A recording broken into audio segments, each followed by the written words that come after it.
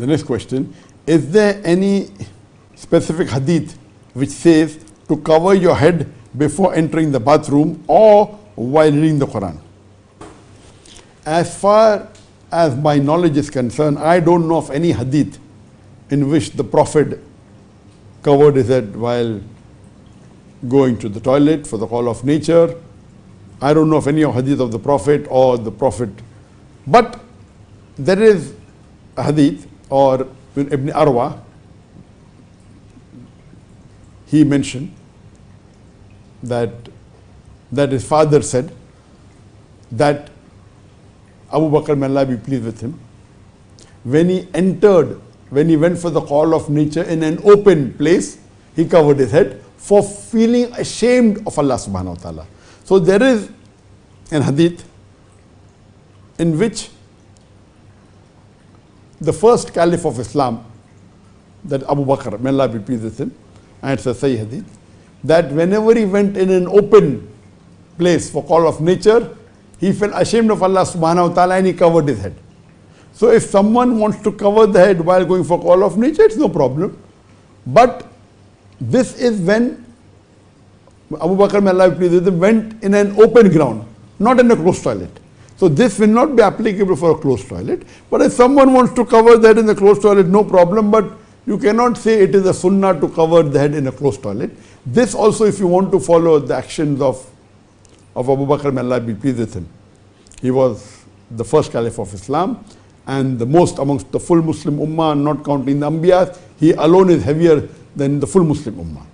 But this also, the hadith is very clear cut, in an open place. So if you go for call of nature in open ground and you cover that, you can say that I'm following the actions of the first caliph of Islam. It will give you sawab. But in normal closed toilet, this is not what Abu Bakr, may Allah be pleased with him, did.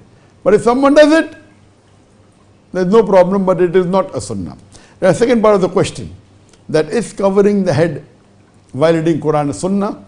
There is no evidence in anywhere in the Quran or the hadith in which you have to cover your head while reading the Quran. So it's not that you have to cover your head while reading the Quran. But there is that the Prophet, when he went out, normally out of the house, he used to cover the covering. That generally is a sunnah. So there's no evidence while reading the Quran you should cover the head. But in certain cultures and certain parts of the world like India, Pakistan, etc., covering the head is there for respect. So if someone follows the culture and covers the head while reading the Quran, there is no harm. But he should not say it is part of Islam. So if someone says it is part of Islam to cover the head while reading the Quran, this is wrong. But if someone does it because he's an Indian or he's a Pakistani and he wants to give respect to the Quran, because of culture it is permitted.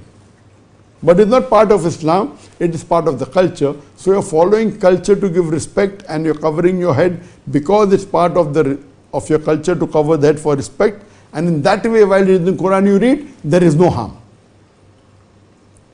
But to say it is part of Islam, that is wrong. If someone covers the head because of the culture, there is no harm at all. He can continue covering, but it's not part of the deen that you have to cover the head while reading the Quran.